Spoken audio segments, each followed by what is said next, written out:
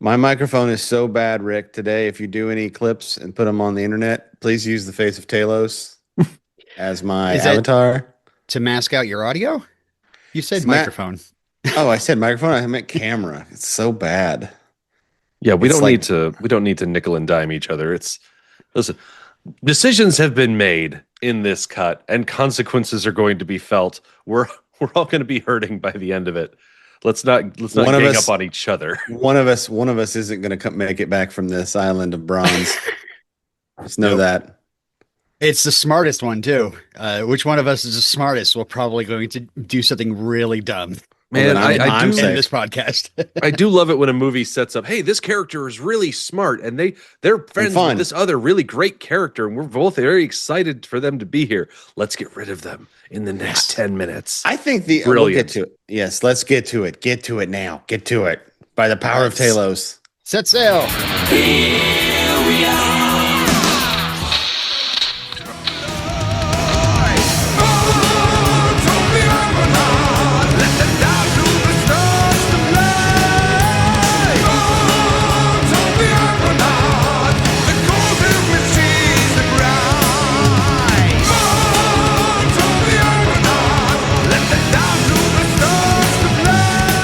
Welcome, Sword Boys, Sword Girls, and all the swords in our armory to another episode of Sword Boys Cut by Cut. We are talking about Jason and the Argonauts again. I am Rick. I'm Robin. Welcome all the sword boats out there to this podcast. I'm Jonathan. That's right. Would be We're talking about Cut 3. It begins with Hylas and Hercules waiting for the special effects to kick in, and it ends with Phineas learning why he's not allowed to skip his meds and leave the nursing home unattended. would the Argo be cooler if it had a giant sword on the front of it? I think so. I mean, yes. Everything's cooler with a giant sword on the front of it. Yeah, I Or mean, like they've it's a already got galley like with a a bunch. little piece of wood sticking out the front. You know? Yeah, it's like a galley with like 100 swords. Yeah. Didn't Attach a the sword to the end of every oar, Yeah. and then just get up close to another boat and start stabbing. we need to mine our early 2000s memories. Did American Chopper make a motorcycle that had a giant sword on the front? They had to, right? Right? They For had jousting to. alone. Yeah, they had to. Go back, someone go back and watch all the episodes of American Chopper and tell me if there was ever a sword. Yeah. Like a big, like I know that like toward the end that show turned into like, hey, what if I mean it was literally like product placement. It was like, what if Tide soap had a motorcycle? And you'd be like, okay, they just built a motorcycle that looked like Tide soap. That's the one where that meme comes from, right? Where the old guy's Yeah, yelling at the young guy. you're Junior and his dad yelling at each Okay, yeah. other. Yeah, that's classic shit, man. That's good stuff. Mhm. I used to love that show. That's all I know of the show. So, Oh, you never watched it? No. well, I hear Chopper, I think sick balls, and I'm like, no, an American Chopper. God. Well, he was an American in that movie. That dog's American. I don't know. I thought it was a bit of German in it. You know, maybe Just the his first name, his breed is German. He just happens to be American. All dogs are American. There you go. okay. There we go. And they are boys. All dogs Yep. are boys, And all Okay. cats And they are all- girls. Everyone knows this. and they go to heaven. We All right, let's talk about these two boys. Yeah. Okay, these two Hercules dickheads. Okay, and these two Hylas. dickheads fuck this all up. Standing out in the Cut field, is- Hercules lets a mean one rip, and he's like, oh, that must have been the wind. Yeah, I was like, why? What are they talking about? I guess they assumed the wind blew the door shut, not the giant pin that they just need to steal. I am Uh, so disappointed in how little the pin comes into play. Once It should the be a actual- magic pin. Exactly. It should have some sort of quality in it that would help them against a giant bronze man, and yet Hercules does fuck all with it. Right. It would have should been awesome, yeah, if he'd like brandished it, and then we could teach them two of the weakest metals hitting each other, and like they Mhm. both just kind of bend because bronze sucks and gold sucks. So, I mean, to be fair, true. we're going to see him like poke Talos in the foot twice with it. Yeah. But at the beginning of the thing, their first instinct to a giant bronze man awakening is not to go tell the others, it's to hide in a cave. Yep. And I want to, before we get any further, I teased this at the end of the episode. This is my favorite favorite moment in the movie episode. The moment when Talos, ugh, I have to say it right, turns his head and looks at Hercules is so creepy. Apparently Harryhausen credited that with some sort of Japanese film, but could never remember the name of it. So if anybody knows of a So he Japanese film invented with- slowly looking at you. He invented slowly looking at the bad guy slowly looking at you from afar. no, I guess a Japanese film Oh. that he saw invented it and he took credit. But I just thought that it's so creepy. Just all of a sudden, this statue, just larger than life, larger, as tall as a mountain, like just turns and looks at you after being stationary is just the creepiest thing. And it's like it stares at them as they start backing away. And it's almost as if they're like, okay, last warning. You can see I'm moving. Put that pin back. And maybe I'll chill. Put that thing If back he where put you it found back, it, or if- so help me. Yeah. If he'd put it back, would he have been okay? Was he chasing the pin?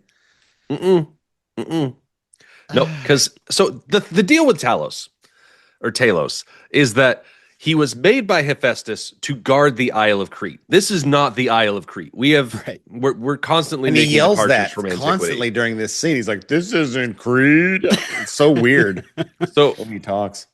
So Hephaestus makes a bronze man. It's not specifically mentioned in all of the legends that it's a giant, but everybody kind of assumes it's a giant because it's a bigger than actual size man. And the idea was he 3 times a day would march around the Isle of Crete, and if he saw pirates sailing towards the island, he would pick up rocks and throw them at the ships. And if any of the sailors that he destroyed got to shore, he would heat up his body and bear hug them to death. And that was Talos's battle strategy. Because he's filled up with hot lava. Exactly.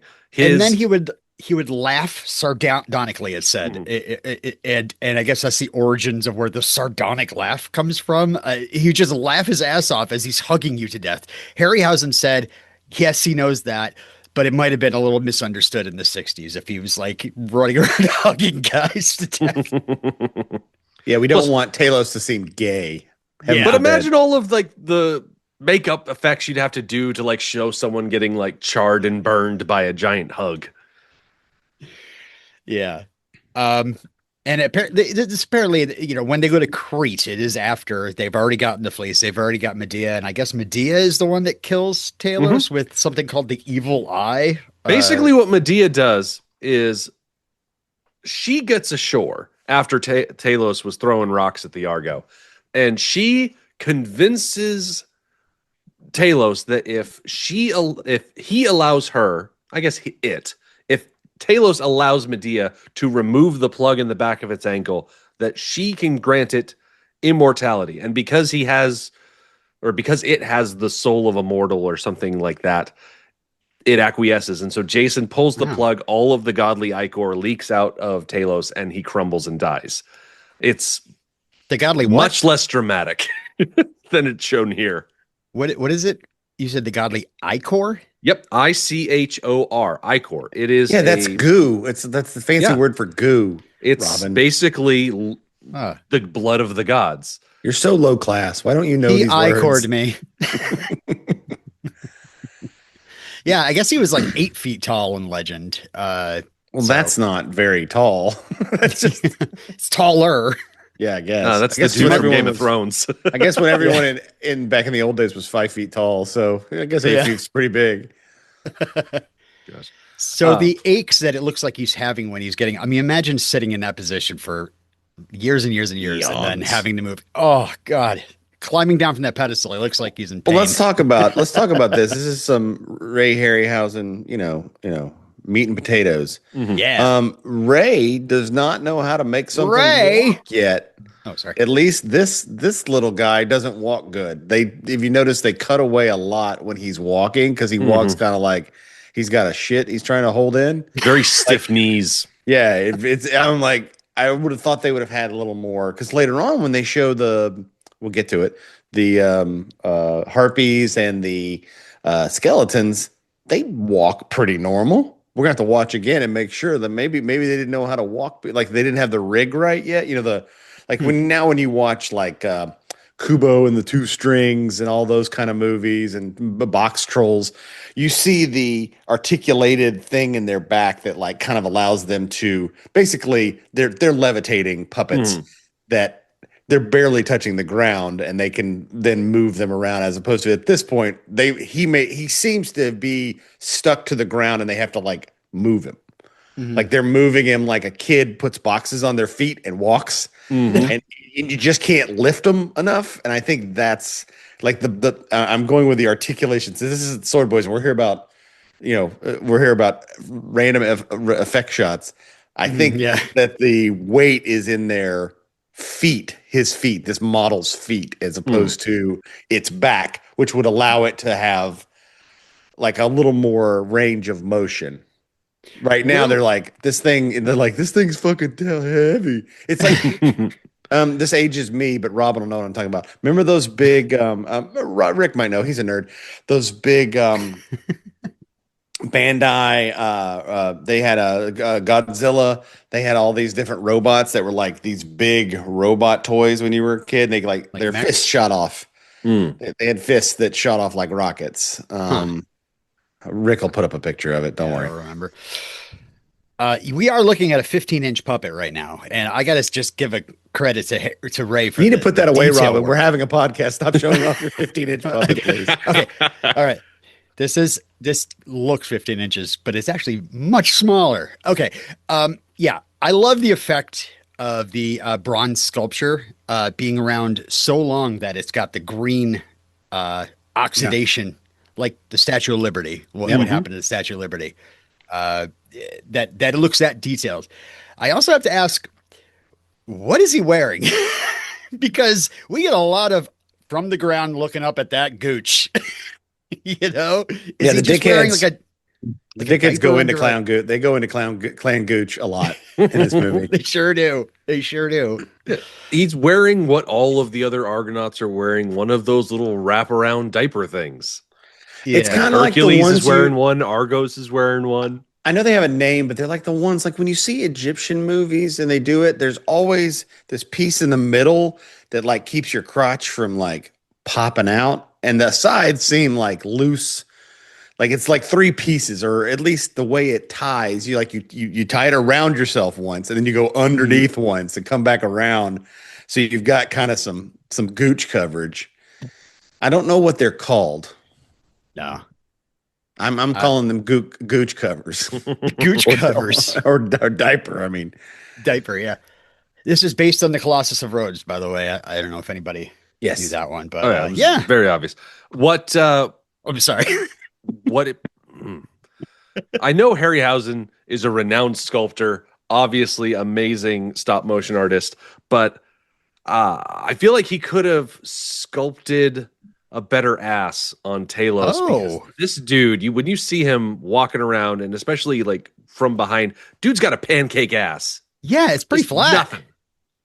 You would think after being bent over like that for years that it would be more puffed out. Exactly. I can't believe it took 3 years and this many episodes to find out that the sword boy Rick is really an ass man. Who knew? Right. I mean, who is it? Rick, are you looking at my ass all the time? Now I'm worried.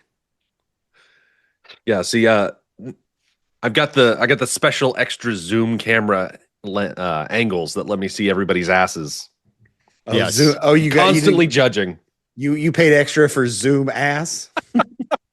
That's a good product.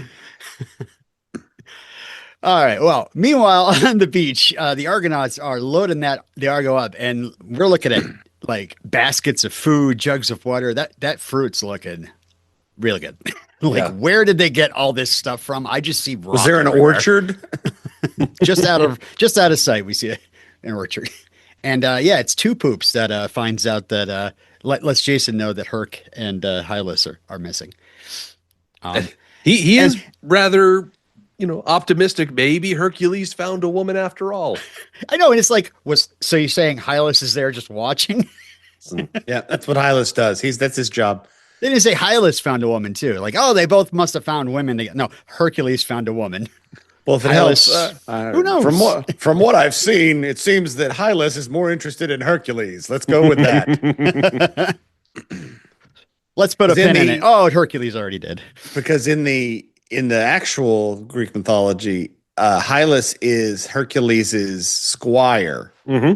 not his Yeah. bud. And so this whole scene has a much more like he lost his best friend. In this, they kind of play it off like Hercules is you know feels so bad that he's going to leave them to make sure he finds Hylas Mhm. because he's so depressed because he caused this murder, which he definitely did. It's 100% his fault. So Hmm. Well, we'll get to it. Yeah. So, So oh, sorry, good. so Talos comes around the corner. Jason clocks him instantly. He says, "Oh no, that's Talos!" And it's making me think that back when Hera was telling Jason about the Guardian of the Island, he probably got a much more comprehensive description of what they could face Yeah. on this island, because it's not a "Oh my God, what is that?" It's a "Oh no, I know exactly what that is," and Oh, we're that's fucked. Talos. Yeah. this The, is bull. And this, I'd like to say something about Hera and her help. It's useless. Her help sucks. These five things, which I'm amazed they burned through all five by the third cut of this movie. Mhm. yeah. What? She said I backtracked so we don't actually hear what she says to Jason. Jason says to the crew that this Mhm. is no man. That's it. That's the only not a giant sculpture that will murder you. Just watch out for Talos. He is no man. I like So when Talos comes around the corner and they all run for the boat, and that one dude, like his fight or flight, like breaks, and he just climbs up part of a mountain, like, and then climbs back down it. Like, you're like, where the fuck Mhm. do you think you're going, dude? Like, guess who dude, he is? who is it? Which one's That's that? producer Charles Schneer in a Okay. cameo, running his ass off and running into the water. And when they pull the guy on board, that's a different guy. But Okay. Charles is the one that's running in that wide shot. I do love the level of camaraderie that exists amongst these Argonauts, where they run by Top Gun rules, where they will leave a man behind. Oh yeah, 100%. Not Top Gun rules, Top Gear rules. Top Gun rules.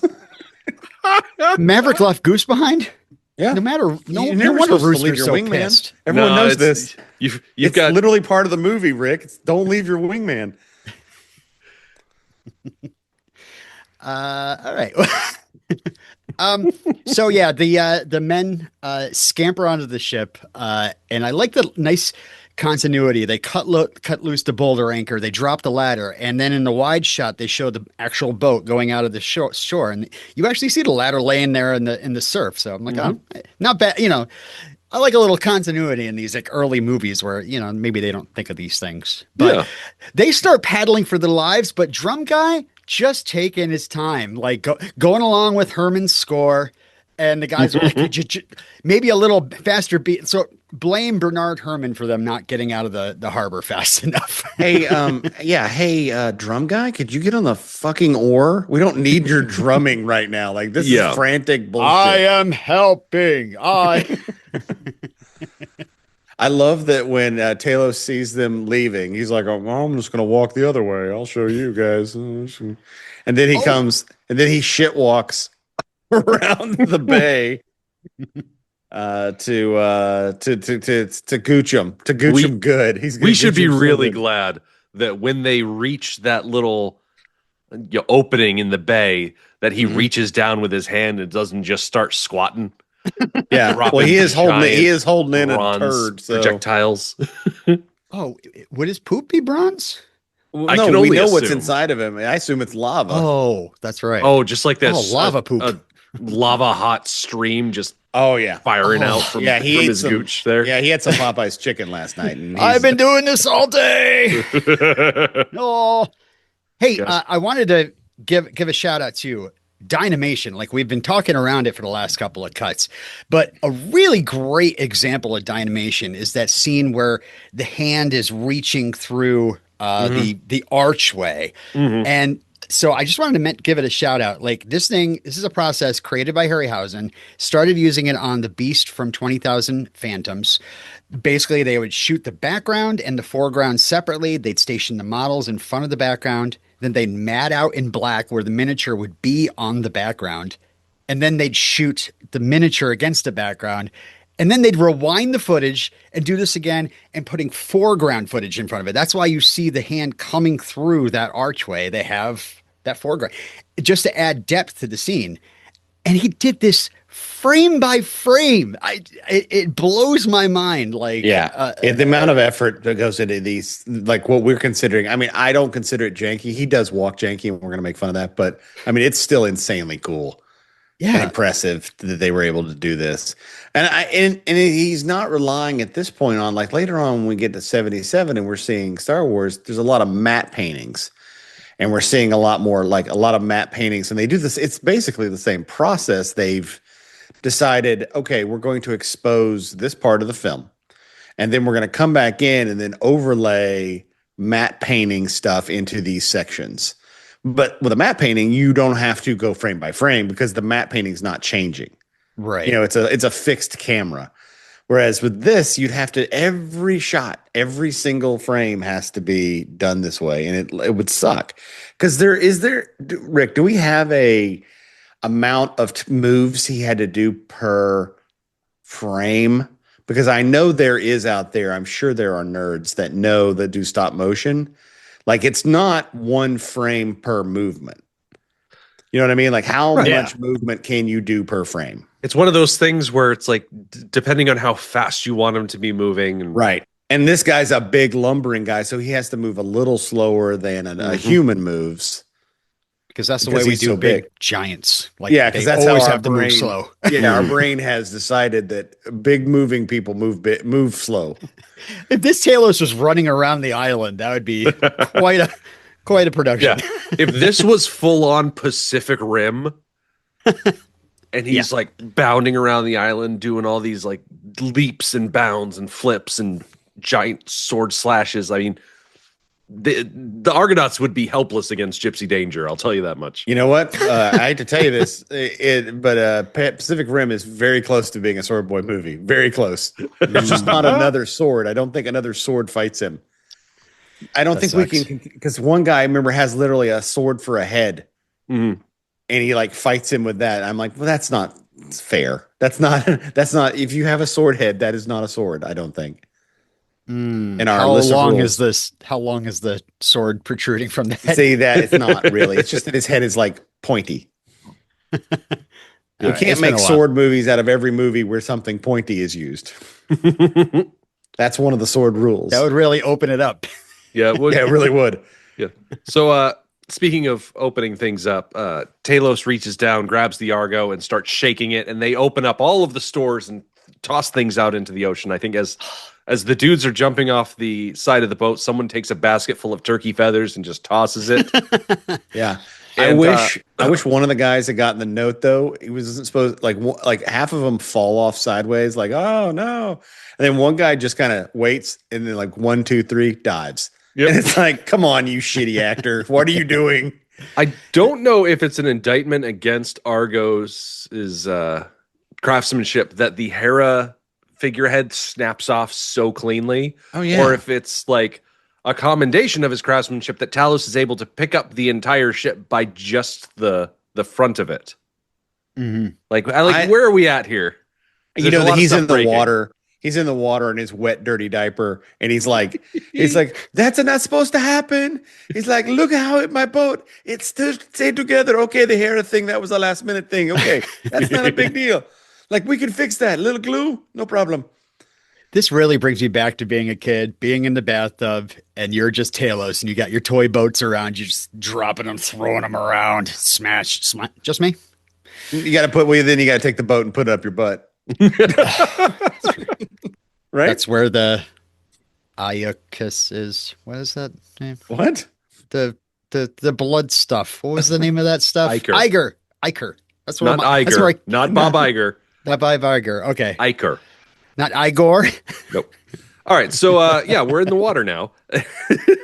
Yeah. Jason swims up to the bust of Hera. No. Jason leaves, goes to Greece or Italy, and then goes into a bathtub. Oh yeah, that's right. Yes. This is not the Very ocean well shot anymore. for being in the middle of the ocean. We're not in the ocean right now. That water is calm as shit. And it's so dark for some reason. Yeah. Maybe he's in the shadow of the Colossus. I don't know. Here Yeah, he I think. and now. Oh, God. No, go on. Oh, I was just going to say this is where Hera gives one of her answers, like how to beat Ugh. Talos, and Well, it's okay, riddles. It's he's more like, Hera, riddles. Hera, we're in trouble, and she's like, I can only help you so many more times. Like this, we're Right. on number 4, buddy. Are you sure you want this? And he's like, yes. Yeah. It seems pretty important, but then she's like, use courage instead of weapons, and also look at his ankles. How about just tell me, like, if you cut into his ankles Yeah, with the screw thing there? Would it have hurt to say he has a bunghole on his ankle and I can just open that up? So, Jason, remember back to your summer cookouts. Remember how all of the coolers have a little plug down at the bottom to let them melt out. Let's just say he has a When your huge mother used to boil. have a birthday party for you and they would get the McDonald's giant yellow jug and it would have Kool-Aid inside of it. It's like that. What I really appreciate is there's two things in this scene. Is one, Jason doesn't cop a feel on Hera. Mhm. They're right there. You He could has grab the them. opportunity, and he's a right gentleman. on her bust. Yeah. And then also, hey, not a great job painting her ear. Why'd you not paint her ear, guys? Her ear is a I didn't different even color. notice. Oh, that's funny. And I'm like, come on, guys. You think washed off in the water. you think they This got is- on this? They You got the can set, they're like, blame the makeup team that they did not find a Seriously. foundation that is the same color as Hera's natural skin color. But yeah, she Honor Blackman in her best role yet as the weird statue lady with the creepiest Charlotte eyes ever. McCarthy. with her doll's eyes. Oh, dead Those eyes. those doll eyes are the worst. Those Mhm. days. So they all hide behind rocks, and Yeah, they Hercules and wash up Hylas on shows shore. Argus has Yeah. the worst time with the waves. This Argus poor is poor old guy. man getting his ass handed to him by Mother Nature. Also, Yeah. I remember when they landed, there were no waves like this. Like, guys, where are you now that you have waves to deal with? Are they now in theory? Are they outside of the protective? Like there's probably like a little clamshell or a horseshoe shape that they went into cove, and now they're outside that cove. Well, I assume Talos is just jumping up and down in the water and causing Oh. out, like just like me in my bath just last night. I mean, when What I is was it a with kid. you and baths, man? Stop taking baths. Kinda Take like a shower. I like a bath. I like putting sitting in my filth. I like putting a boat up my ass. What's your problem? just a man soup. Yeah, so You're learning so wherever much. they are, Hylas like and playing with my Hercules finally bunghole. show up. Yes, yeah. Jason's like, you disobeyed my orders. I would say You just said he's no man. I wasn't afraid of that. He Hera says you disobey my orders, and then Hercules just goes, "Yep." Hera snuck in a little "I told you so" right Yeah. before she threw Hercules under the bus. And then as soon as Hercules shows up, Jason's like, "You asshole, you've killed us all." Hercules is under Harris's bust. So yeah, and then Acastus is like, Jason's like, hey, lure Talos to the rocks, and Acastus is like, I'll be sure to lure him your way, no problem. And like, as he's running off, Oh, you want to use yourself as bait? I can make that no happen. worries. I love the look on Jason's face as he's running off, as Acastus is running off, like, what? Huh? You seem What'd you say? so eager to do this. Because he's like, "Oh, I'll get it done, dickhead." What was that last part? What'd you say at the end there? Who's the guy with the bow and arrow? Oh, you don't remember Phalaris? Yes, I don't remember Phalaris, but anyway, someone has been holding Phalaris's bow and arrow for him and hands it to him, and then he never uses it. Yeah. He does unsheathe to use it. I'm like, but as a good sword boy would know, Rick would know this too. A wet bow and arrow is not going to do anything. Now, once that wood gets soft, you're going to lose a lot of power. Oh, That's so what he already happens knows to this. Robin That's in the why he's- shower. That's what happens to Robin in the bathtub. There's a lot of soft wood. But I can't believe when it. it This gets part, cold. yeah, especially this part when Talos is like, "Oh no, you found my weakness, walking forward," which is pretty bad. He kind of lumbers forward, and they start poking him in the foot, which is pretty Yeah. funny. And that's where Hercules gets a few good jabs in with the god pin. Does nothing. Talos Talos does one nice little sword swing. You know, we could have had somebody run up there with a sword and just try to block, but Nobody attempted, I guess.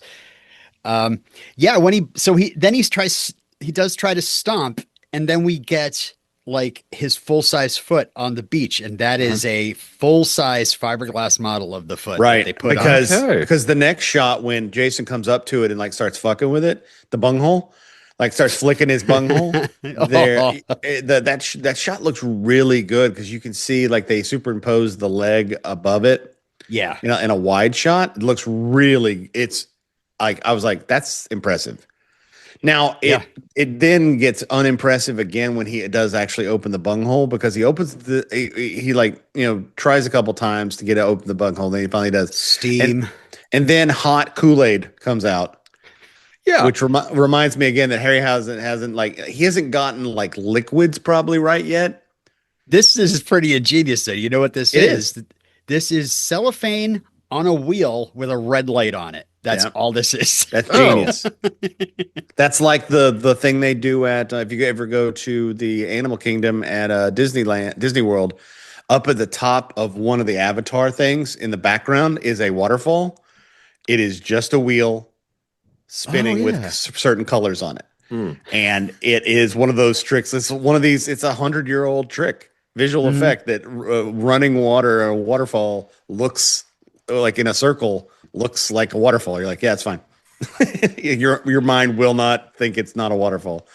That's amazing. This reminded me of Pet Sematary. Like, remember when Gage reaches out under the bed and cuts Herman Munster's Achilles heel? Do you remember the part where he reaches up to his throat and he's like, "Oh, I'm choking." No, he did not do that. I don't know why Taylor's is grasping at his throat. Everyone knows that when your hot Kool-Aid flows out of your body, it makes your throat hurt. Yeah, I'm a little annoyed that he made it red because so in antiquity, ichor is it's the blood of the gods. It's not typically red. It's been described as golden, ethereal. It sustains immortality precisely because it is not mortal blood. It's nourished by ambrosia and nectar. Yep. Like when they describe it in the legend, the ichor flows out like molten lead. And as we learned in Shazam 2, Fury of the Gods, ambrosia is Skittles. So yeah. So that this all makes sense now. Yeah, they'd be over there with like pails trying to catch all this like sweet liquid gold. Are there some movies? Does that Immortals movie with Cavill? Superman? Yeah, with Cavill. Does that have ichor? Does it have I can't remember what movies have god blood in them. I haven't seen that one, but I kind of want to because it looks terrible. I know that might be a TC. Put it on the wheel. We might need to add that. It looks because it looks terrible, but like it looks good too. It's got that 300 sensibility, and that it's all extremely like pretty. But I remember being like, this is boring. Yeah, but I remember being boring, but it's about a cool subject that I enjoy, which is like Greek history bullshit and gods and stuff. But I can't remember if there's blood or whatever they want. Ichor. I love when Tom Cruise is climbing to that song. Yep, that's part of the Top Gun rules. Yeah. That Rick was talking about earlier. I couldn't help but notice that Jason goes and he uses his spear to turn the plug almost as if it's screwed in, and he's turning it lefty loosey. Yep.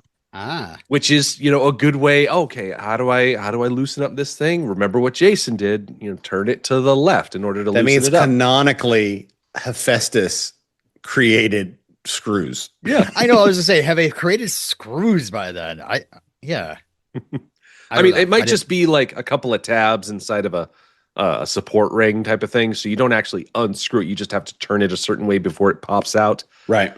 But why did Hephaestus put this on him at all is the real question. It's because sometimes you need to drain your giant bronze man. Hello. If you got to pack him away for the wintertime and you don't want all that ichor swishing around and getting gross over the long months that you're not using him, You They should have made like uncork the plug and drain him. There you Rick, go. Rick, no wonder you're married. You have a golden tongue. Yes. Sometimes you gotta drain your bronze man. they should Goodness have made gracious. like swishing I- sounds as he's I walking. heard it. As the I was not going to justify it. Oh yeah, it would be better if when he walked, he sounded like a container full of liquid. Oh, Like it's just like he's not quite topped off. Like if he doesn't have 100% liquid in him.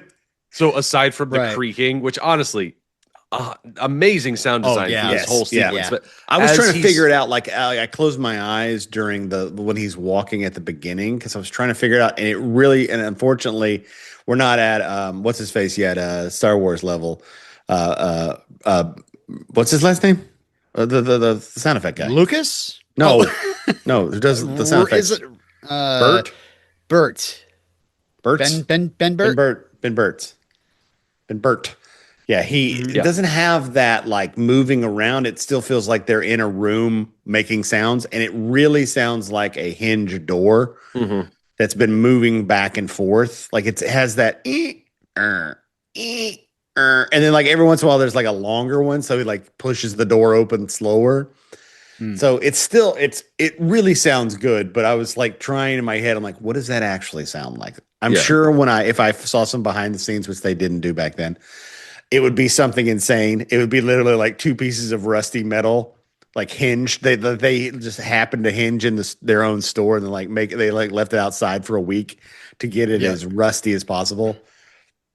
There's another fun dynamation effect here when like he's grabbing his neck, he's choking, and all of a sudden he backs away and cracks start to form on him. And they Yeah, how do said you do that? the model starts cracked, then all the cracks are covered in clay, and then frame by frame you take the clay away, making the cracks. That's really a good idea, guys. Yeah. Top notch work, sir. Yeah. As the Colossus is dying, it reminds me of like some of my favorite video game experiences.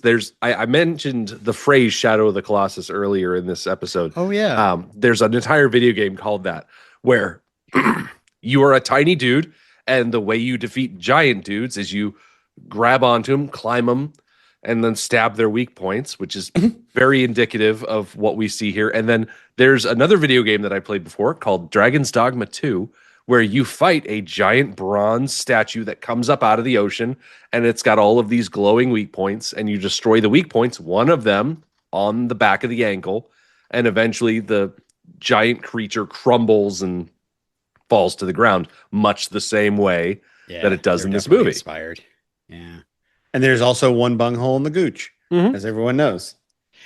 So this is the part where Hercules finally, like, he drops a pin to mark his location on the map, and then runs. And like, what if he did that sooner? Like, what if he was just like, take the pin, like, before he even gets on the boat? Or actually, Hercules and Hylas didn't make it to the boat. And then Hylas, as we said before, who's considered the smartest here, the most cunning, decides to go back for the pin. He literally is like, Hercules, you left your pin. Yeah. Dude. Like one, he stole it. It's not his. Two, that this is happening.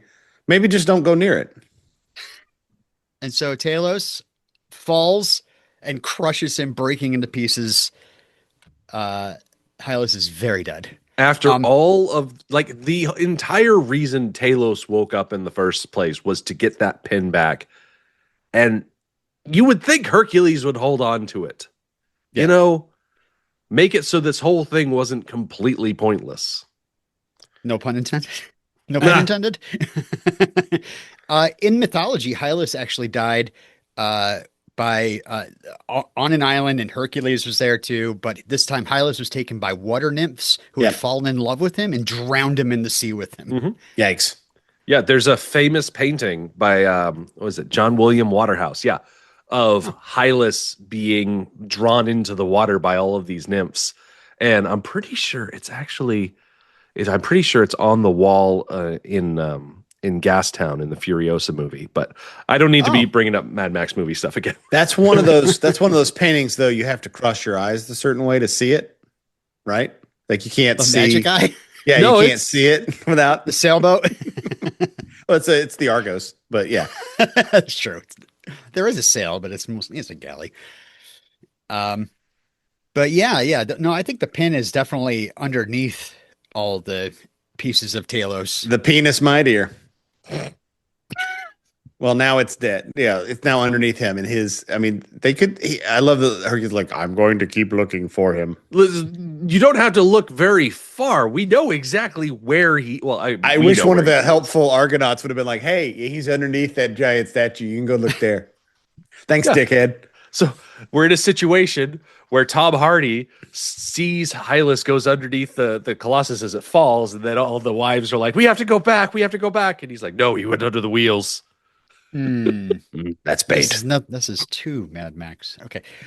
I just, yeah. Just so you know, after, well, of course you know this. You watched this. I just love the fact that we have time for a commercial break after the death of Hylas, and then There's it's always. like, It's so weird that the fade to blacks are weird in this movie. And now a word from Cornflakes. then we You know go what? into a Hylas would have been montage, able to get past that. He'd had a perfectly balanced breakfast.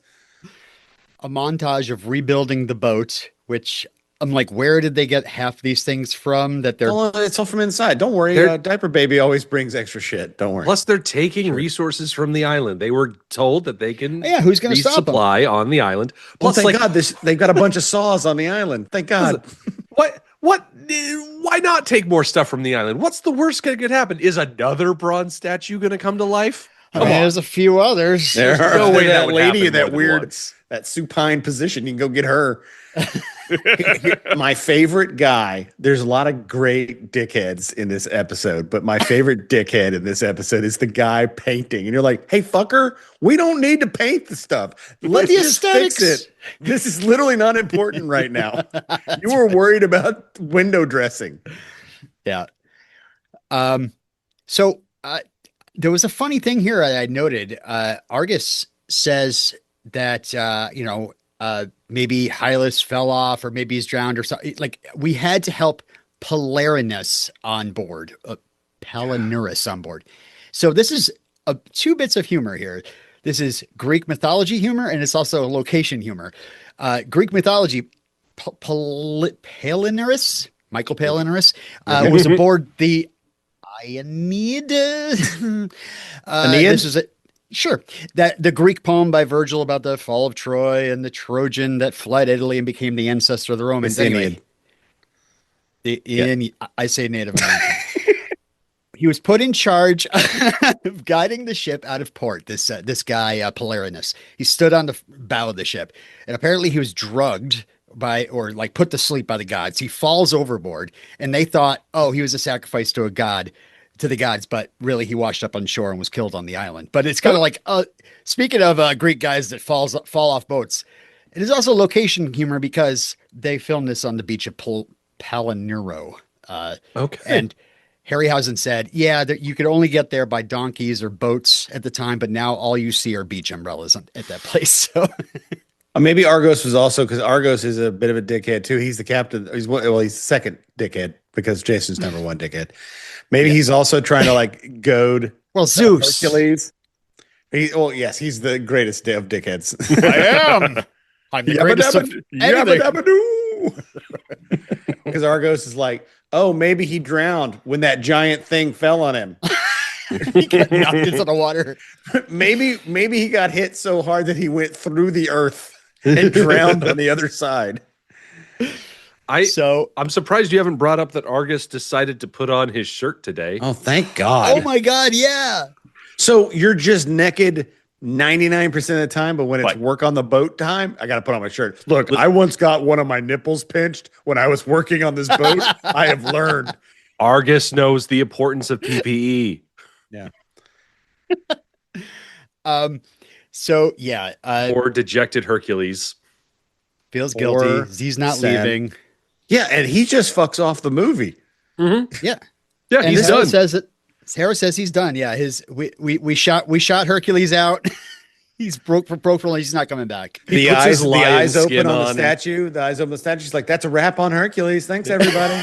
He puts his lion skin over his shoulder and he's like, I'm only contracted for about 45 minutes. I'm leaving. And then you hear the Hulk TV show theme song as he walks onto the island. He goes onto the beach and he's like, Hylas! Hylas, he's underneath the fucking statue, you asshole. Oh yeah, Everyone knows this. I think this was also a callback to that water nymph mythology because they said at the end, like Hercules would call out for his name and his echoes would be the sound of Hylas crying for help. Oh my God. So it's even more torture for Hercules. So anyway, at the end of this, they're like, okay, well, we're already not even halfway through this movie yet, but let's use up our fifth and final. Oh, yeah. Not? These freaking Argonaut assholes. Dickheads. Hercules gets off the boat. Argonauts. And the rest of the Argonauts are, I'm not going to sail without Hercules. And Acastus is the one who's wiling them out. He's the greatest of us all. Mm-hmm. We can't sail without the greatest of us all. And he's going to kill he's going to kill someone else next. He's like, okay.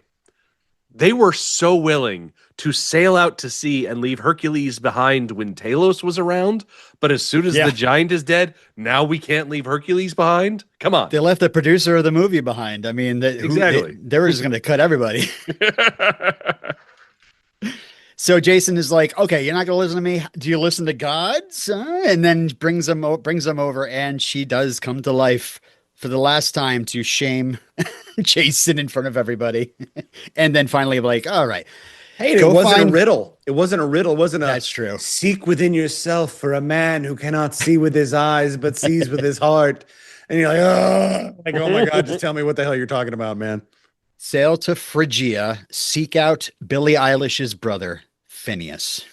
And he will be there. Sorry, Jonathan. He will be there to provide the new Apple TV sound effect. Phineas. He's also blind. Yes. By the way, he's also blind. So set sail. We're on our way to we cut to a big temple ruin. Mm-hmm. Again, we said this before. Why are these temples already in ruins? Because we can't shoot on a real set. We have to shoot where the actual ruins are. Yeah, this is on the west coast of Italy. It is the first temple of Hera. Watch your step, guys. Yeah. Like even filming there, like don't fuck around. At Paestum on the west coast of Italy. Okay. There's another temple of Hera alongside it, and there's a temple of Athena further away.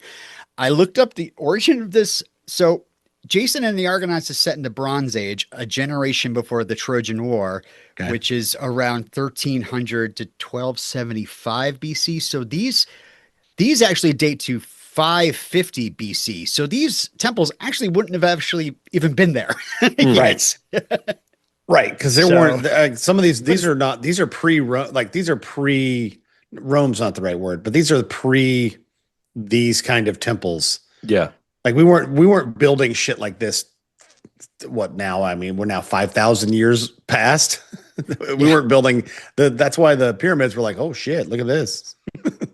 I follow some like movie location scouting nerds on the internet. That's no surprise to anybody that knows me. And yeah, I saw like pictures of this place that people were visiting and they were like, where do I know this from? And they figured, oh, it's Jason the Argonauts. And it looks really, really like a little bit more ruined, but well, you don't also have to do anything. It's already set. Like the patina is there. Like you don't need to do anything. Yeah. Yeah. So in the context of the story, we are now traveling. Well, when we cut to Phineas, we are in Phrygia. Phrygia is a kingdom in the west central part of Anatolia in what is now Asian Turkey. It's centered on the Sangrios River. I love Asian Turkey. It is probably my favorite. It's so good. It's one of my best ones. When they get the sauce right. Stories of the heroic age of Greek mythology tell of several legendary Phrygian kings, including Gordius of not fame. So Midas. he is not famous? Or? No, the Gordian knot. Alexander cut in half. Anyway. I don't know, Gordy. Robin doesn't have his Greek history. I can't even pronounce half these things. Yeah, Midas, the guy who turned everything he touched to gold, was a Phrygian king. And worked on cars. And then you've also got Migdon, who warred with the Amazons. Yep. Not a fan of Bezos. Ah, that's true. Yes. I see we had a bit of a Zoom delay Yeah, in yeah. your reaction to that joke, Robin. I got you. That's fine.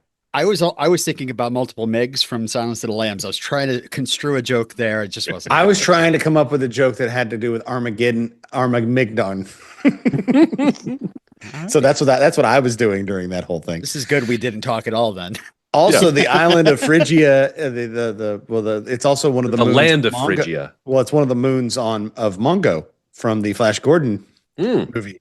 Remember when Oh, they're really? flying and he's like, I'll just put down here. And she's like, no, don't go into Phrygia. I don't know why it's Wonder Woman. I don't know why she has the same accent as Wonder Woman.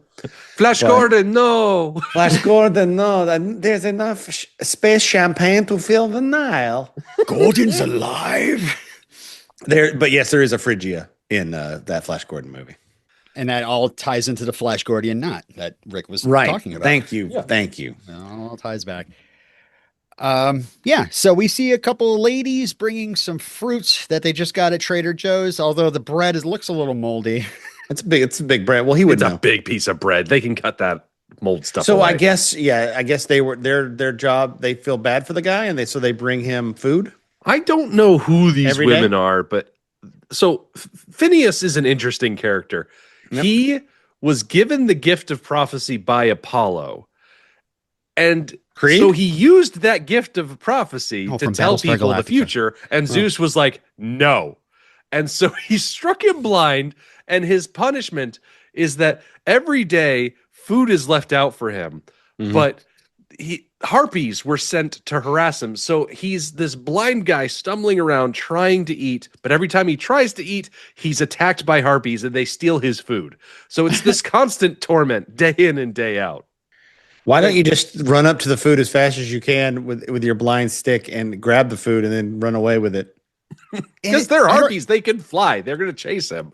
Yeah, it's first set up like, oh, maybe they can't go inside the temple. That's why he's run in the temple and he's hiding. But really, they're just like, get away from the food so we can eat it. You can't have this food.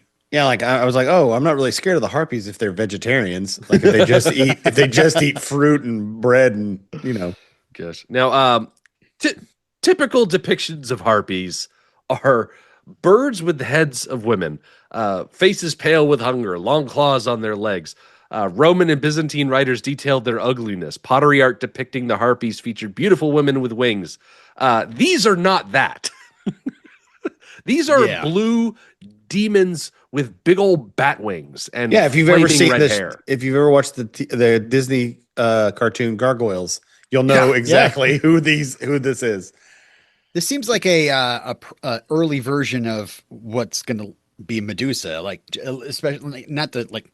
Obviously, they're walking around on claw legs, but and they have wings. But I just the face and the body look very Gorgon-esque, I guess. Yeah, she's played by Maria Sirtis. I did look up, by the way. I just want to help out the pod, and I was doing this on the fly. Are harpies vegetarian? No, they ate the flesh of mortals and used their bones in their nests. So definitely not. Oh, so they're Vegetarian. omnivores. Yeah. Maybe they, They're eating the fruit to fuck with him. They don't even like fruit. They're going like, blah, I hate apples. Blah. They are here to chew bubblegum and harass Phineas, and they are all out of bubblegum. I like that Phineas tries to take his one loaf of bread, like with him, and then that's where we get this dynamation thing you're talking about again, Robin, and a really good effect. So they good. pull one of his rags off Yeah. his body, like they interact with him, and it's like that's a really good effect. Like he rolls around and it comes off. Anytime you see one interact with a human, although it might not be true just because they're pulling on the fabric, perhaps, but anytime you see one of these Dynamation monsters interact with a the human is all of a sudden also very clay. So I guess I didn't look close enough. Did you guys notice if he looked clay-like? Yeah, let's. I'm gonna watch it right now while we talk. Not really, because it's him flowing around, but he's just turning. But I think what they did was they had the rag that they grab onto. It's obviously a tiny little rag that and they just match it. This I don't know how they matched it because it's like it's gone from his clothes when he rolls. I think it's all choreography, like him rolling along the ground. Yeah. Like they're probably pulling it low along the ground, causing him to like roll. And then in the animation, they just make it look like it's Put it coming over up. it. They just put Yeah. it. Yeah, they put it Yeah. over the same rag that's being pulled. Like there's probably some guy offset pulling a rag off of him.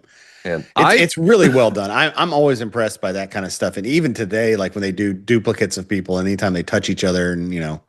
like What's that, really like impressive about this is yeah, that these are sculptures hanging from wires. Like, I just think that sounds even more hard to position wires to have them in the right place where they're interacting with the live action and then having to move that frame by frame. It seems a lot harder than just to kind of like pose these figures, but like moving wires to actually have them flying and the wings going and their hands are going. well, and the claws. they're not like loose string wires. They're not like hanging there Mm. like a mobile. Where, Well, like, I mean, they're not like hanging like a UFO in the Right. 50s movie, on a but like, string, yeah. but and I'm you can thinking like accidentally two hit it, and it kind of strings. moves around a little. Yeah, two like wires strung up, like, and they just kind of mat out the wires. I Mm. mean, it's holding them stiff in place. That's what's Right. impressive. Is they're in midair, being held stiff in place by wires, and then having to move that frame by frame. And I I'm think wondering it's if that's what really Harryhausen notices. Hey, their legs don't look as fucked up when I hold it, when I have it like kind of held not by the legs, like when I don't have it standing Yeah. impressive. for reals. Because again, we talked about this a little before. He's making up this shit as he goes along. He's inventing Yeah. the science as he goes. Yeah. Yeah, every movie is him coming up with a new gag. It's him What like, it is- I think I could do this better. I think I could do this better. What is fun is that I've watched some documentaries and literally Harryhausen's like, okay, I got 12 monsters I made. How do I put this into a movie? And Right. then he's like, gives it to screenwriters. Okay, I've got a Talos, I've got some harpies, I got a Hydra. What are we gonna do? It sounds like Argonauts. Write something. And then they take that and then they sell it to the studio, hire directors to do what they want. And yeah, it all starts with Ray and Charles Schneer working together. The last thing I have is some information about Patrick Troughton, please, Phineas here. Oh, you mean like I before you get into him as an actor, I Yeah. really wish they could have like behind the scenes footage of him without any of the animation where it's just the director yelling at him from off stage about how he should roll or where he should play out because it Roll just left. reeks of grandpa off his meds acting. Now roll around. Okay. I just have some snippets, some things I thought were interesting. I mean, obviously, Second Doctor. He worked from 66 to 69, 3 years. He actually advised all the other doctors ahead of him that, he was alive to talk to. He died in 87, I think. Just do 3 years as a doctor, then move on. That's what I did, and I was happy. I've got to do all sorts of stuff. I mean, he was in Olivier's Hamlet and Richard III. He was also in The Omen. He was in a later Harryhausen film, Sinbad of the Eye of the Tiger. I think they're covering that on Rocky Minute. Mm. And he was also the first actor to play Robin Hood on TV. Oh, So, nice. yeah. That is fun. Yeah, a true sword boy. And he's grandfather to Henry Melling, who was your Dudley Dursley from the Harry Potter movies. He's his that's fun. grandfather. I'm not sure which side he's a grandpa on because I didn't look that close. He lived a double life. Okay. Mm. He married his first wife, Margaret, in 1943, had 3 kids. After the third one was born, Michael, he fucked off. He went and decided to hook up with this girl, Bunny, got married to her, had 3 kids with her. The 2 women knew each other. He lived with Bunny, but every time the holidays would roll around and they'd have to go visit Patrick's mom, Patrick would bring Margaret, the first wife, and those 3 kids to the holiday dinners, and his mother never knew he got divorced and started another family, and Wow. everybody played along with it. Michael asked his father once, like, why did you leave our family? And Patrick simply said, things have to change all the time for me, I'm afraid. That's the way I'm made. I'm sorry I hurt you. Wow. Don't hate that. Don't hate the actor. Hate the game. So yeah, he still saw his firstborn sons and daughter, but he was living with Bunny and their 3 children in a bungalow in Kew. And I'm not sure what Kew is. It's in the south. It's in South London. There was actually a quote from one of his neighbors that said, "That's disgusting the way he lives. Why on earth would anyone choose to live in South London?" And yeah, he never gave interviews. And this whole thing came to light in 2011 when his son Michael decided to write a book years after he passed away. Nobody knew. So yeah, the secret double life of Patrick Troughton, our second Doctor. To some, maybe he was Father Who. You know? Were you waiting this whole time for that joke? I actually made that up right now. That came straight from the dome. That's why it was funny. Thank you. When you write down the jokes, they're not funny. It's just all in the delivery.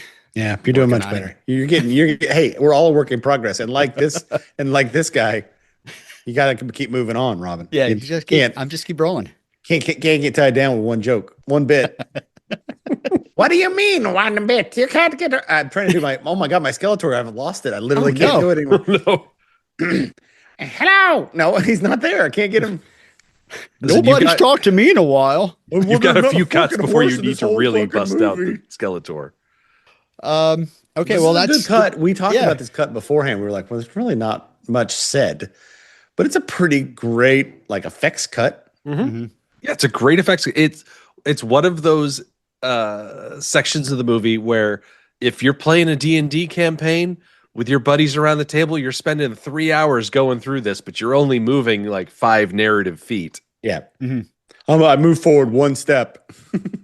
And one might be surprised that Taylor shows up at this point in the movie and is defeated, since he's really the most famous creation out of this whole and thing. Hercules is the most famous Argonaut other than Jason. And we've lost literally all 5 wishes are gone. Talos gone. If you know what, I would actually not want to continue this movie if the skeletons had also shown up in this scene, because I'd be like, God damn it. Well, that's the part where Hercules flies in and is like, let's blow these skeletons and go home. Well, he wants to blow the skeletons. He's going to be really disappointed. All right, anyway. What's next, Rick? But yeah, with after cutting over to Phrygia, we've got some harpy action to get to. So get ready, because next time, Jason and the Argonauts arrive in Phrygia to discover Phineas being tormented by the harpies. The Argonauts set a trap for the beasts and use a large net to confine the harpies to a cage and finally allow Phineas to eat in peace. In exchange for his bravery, Phineas tells Jason the way to Colchis, a treacherous path that leads through the clashing rocks. With an icon of Neptune, or will a Neptune? God damn it! I can read. I swear. What? Will an icon of Neptune be enough to save the Argo from being dashed to pieces? Try to hold back your excitement for cut 4 of Jason and the Argonauts. Yeah. Do we want to get a clean plate of that? No. Nope. It's just gonna be dirty and weird. We're gonna fix it in post. Damn it. That'll sound great. No, that was good though. I really enjoyed this. I really enjoyed this movie.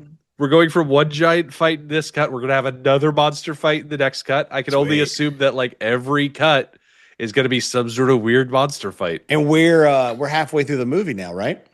Oh yeah, yeah. We're getting into the back half of the movie after this. All right, we're gonna see how they do without any wishes left. I really thought there'd be at least one wish left at the end so that he could free Hera from being a genie. Oh, yeah.